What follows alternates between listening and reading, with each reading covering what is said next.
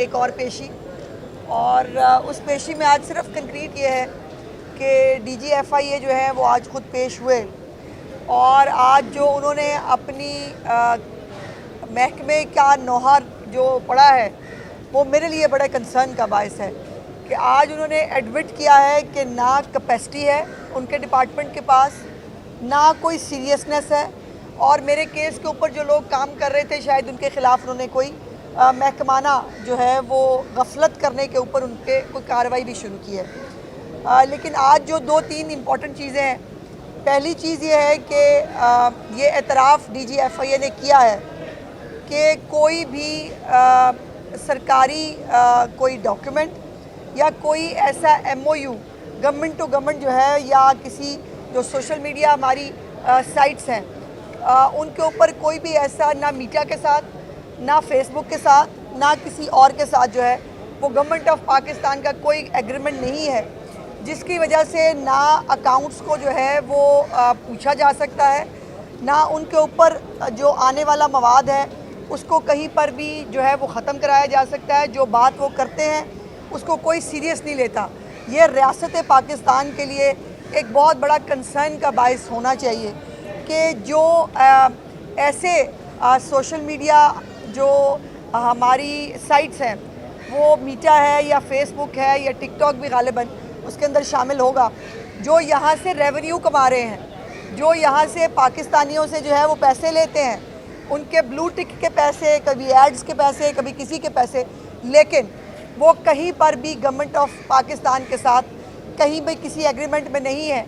और जिसको आज चीज़ें से साहिबा ने ब्लैक मनी कहा है, उन्होंने कहा है कि ये बताएं कि फिर ये ब्लैक मनी नहीं है तो क्या है, कि अगर ये तमाम जो सोशल मीडिया के ये सब साइट्स हैं ये चल रही हैं लेकिन ये आपको जवाब दे नहीं है।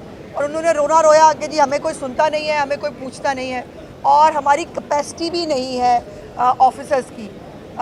इससे मैं समझती हूँ कि जो हालात है पाकिस्तान के सोशल मीडिया के वो बड़ी आसानी से समझे जा सकते हैं कि हर बंदा यहाँ मादर पिदर आज़ाद है, चूँकि उसको शायद मालूम है कि उसको देखा और पूछा नहीं जा सकता। फिर उन्होंने खैबर पख्तूनख्वा हाउस के बारे में पूछा कि वो दहशत गर्दों का अड्डा क्यों है, उसके ऊपर भी उनके पास कोई खातर खा जवाब नहीं था कि जो ये जहाँ पर दहशत गर्दों को जो है वो सेफ़ एक हाउस बना के दिया गया है, जहाँ पर वो बड़ी आसानी से और मज़े से जो है वो रियासत की रिट को चैलेंज करते हैं और गुनाह करके, जुर्म करके वहाँ पर आराम से VIPs की ज़िंदगी गुजार रहे हैं। तो ये तमाम वो कंसर्न्स हैं जो रेज़ हुए हैं। फिर मुझे 10 दिन की तारीख़ मिली है, 10 दिन बाद मैं फिर आऊँगी और आके जो है वो फिर देखेंगे कि ये नौहा जो है ये कहाँ तक पहुँचता है। लेकिन एक बात तो तय है, या तो पाकिस्तान के अंदर ये जो सोशल मीडिया साइट्स और सोशल मीडिया के ये सब जो चीज़ें हैं इनको या तो रेगुलेशंस के अंदर आना होगा या इनको बंद हो जाना चाहिए। ये कोई तरीका नहीं है कि आप किसी की इज़्ज़तें उछालें, आप किसी की तौहीन करें, आप किसी को जलील करें और उसके बाद जो है वो आपको पूछने वाला और आपको देखने वाला कोई ना हो। और मेरा केस यही है, मेरा कोई पर्सन स्पेसिफिक केस नहीं है, ना मैं किसी ABCD के बारे में कंसर्न हूँ। मेरा आज भी मेरे वकील साहब ने भी ये गुजारिश की कि जी मेरा सबसे बड़ा कंसर्न ये है कि जो मटेरियल फेक मटेरियल डाला गया था वो आज भी एग्जिस्ट करता है। मुझे क्या रिलीफ मिला 2-2.5 महीने हो चले हैं आप मुझे ये लड़ाई लड़ते हुए कि वो तमाम चीज़ें अपनी जगह पर मौजूद हैं। अगर वो हटाई भी नहीं जा सकती, किसी को पकड़ना और पूछना तो बाद की बात है, अगर वो हटाई भी नहीं जा सकती तो फिर हम क्या कर रहे हैं? फिर ये किस चीज़ की रियासत है? और इस तरह से जो है वो किसको इंसाफ मिलेगा? बहरहाल जो कुछ लोग हैं जो मुल्क से बाहर से ऑपरेट कर रहे हैं, और बेसिकली ये फितना जो है ये मुल्क के बाहर से ऑपरेट होता है, वहाँ से लीड मिलती है, वहाँ से लोगों को बताया जाता है आपने ये करना है, और उसके बाद फिर वो प्रोपेगेंडा सेल जो है एक मुनज़्ज़म कैंपेन की तरह करता है। उनके बारे में आज बताया गया है कि जी पहले शायद उनके ID कार्ड्स वगैरह ब्लॉक हुए थे, अब कोई सेकंड फेज़ है, उनकी जायदादें वायदादें अव्वल तो होंगी नहीं यहाँ कोई, और कोई होगी तो शायद उसको सीज़ करने के बारे में किया जाएगा। But this is not my concern. मेरा कंसर्न सबसे पहला ये है कि जो फेक वीडियोस पोस्ट की गई वो आज भी सोशल मीडिया पे मौजूद हैं, और ये मेरे लिए सबसे ज़्यादा तकलीफ दे बात है। शुक्रिया। ये बताएं कि आप जब पहले दिन आई थी तो आपने कहा था कि केस इंसाफ के लिए खवातीन के लिए एग्जाम्पल होगा। आज मुझे यूँ लगता है कि आपने डिसहार्ट किया बल्कि खवातीन को, और मेरे जैसा लोगों को क्या हाल होगा कि एक वफाकी हुकूमत पंजाब की सिटिंग मिनिस्टर पिछले 3 माह से इंसाफ लेने के लिए धक्के खा रही है, तो आम शहरी को क्या पैगाम दिया आपने? देखिए, बात यह है कि इंसाफ तो इन अदालतों से मिलना है ना भाई। मैं जज तो हूँ नहीं, मैं भी आके गुजारिश ही करती हूँ, हर दफ़ा आके मैं बैठ जाती हूँ सारे कामकाज छोड़ के और यहाँ पर जो है वो इंसाफ तलाश कर रही हूँ।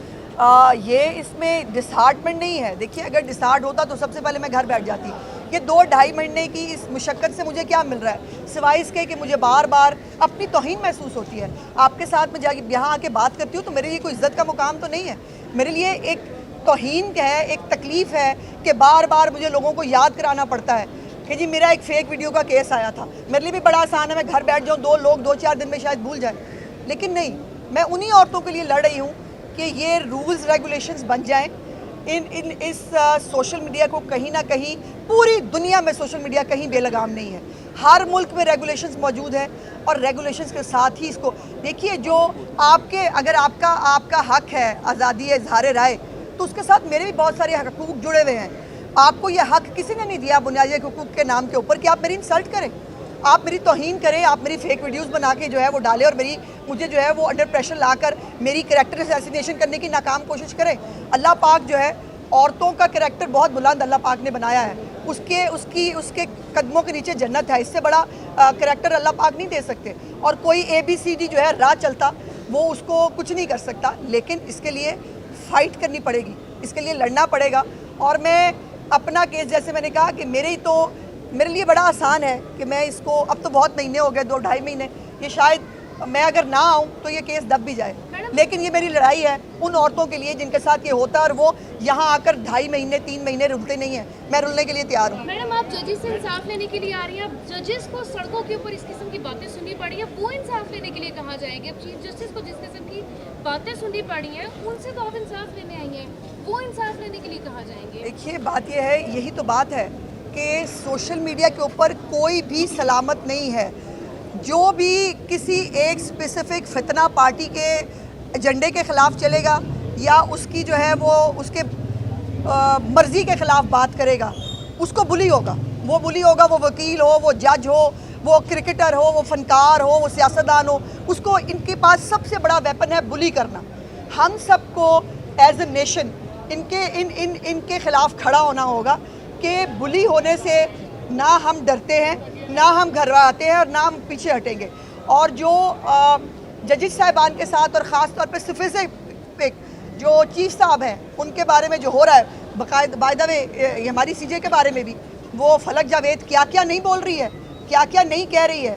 और एक तो जुर्म करते हैं, ऊपर से डिटाई का आलम यह है कि आप पूछ क्यों रही हैं, आप देख क्यों रही हैं, आप बुली क्यों नहीं होती, आप ये केस भूल जाएं। उनका नैरेटिव ये है जो इंशाल्लाह ताला मैं तो भूलने नहीं दूंगी। और इंशाल्लाह मुझे उम्मीद है कि चीफ साहिबा भी एक खातून है और वो तमाम ख़वातीन की लड़ाई लड़ रही हैं। इसमें कोई इमटेरियल है कि मैं कौन हूँ, इमटेरियल है कि ये उस्मा बुखारी का केस है। ये तमाम उन औरतों का केस है जो सोशल मीडिया पे ब्लैकमेल होती हैं, जो बुली होती हैं, और जो ये सबसे आसान काम पता क्या है सोसाइटी के अंदर, आपने किसी औरत का मुंह बंद कराना ना, उसकी कैरेक्टर असैसिनेशन करो ताकि वो मुंह बंद कर ले। तो मैं तो उन औरतों में से नहीं हूँ और तमाम उन औरतों की लड़ाई भी लड़ रही हूँ जो बुली हो के शायद डर जाती हैं। मैडम ये बताइएगा कि अनफॉर्चुनेटली मैडम ये बताइएगा कि 9 मई के केसेस लाहौर की अदालतों में चल रहे हैं।